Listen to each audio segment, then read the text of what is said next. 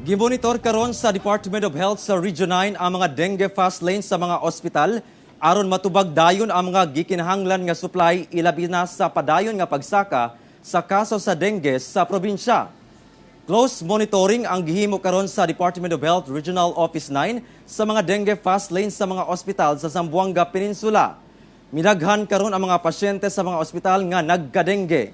Sa talaan sa DOH, sugod January taman July 2, 2022, doon na 6,240 ka mga konfirmadong kaso sa dengue sa Tibuok Region 9 ug 31 na ang namatay kung asa kadaghanan gikan sa Zamboanga City.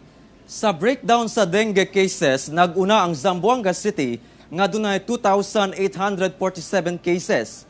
Ikaduha ang Zamboanga del Sur nga dunay 1,442 cases. Zamboanga Sibugay 1,032 cases. Zamboanga del Norte 758 cases ug Isabela City Basilan 161 cases. 27% sa mga pasyente sa ospital nag-edad 5 hangtod 9 anyos gipaniguro usab sa DOH 9 nga paigo ang supply sa mga bad blood. We are monitoring, especially yung fast lanes ng mga hospitals natin and also yung mga supplies nila. And even, especially yung blood supply dapat kailangan kasi especially ang common na mga complications ng kuan ay that's hemorrhagic, so bleeding ang kuan niya.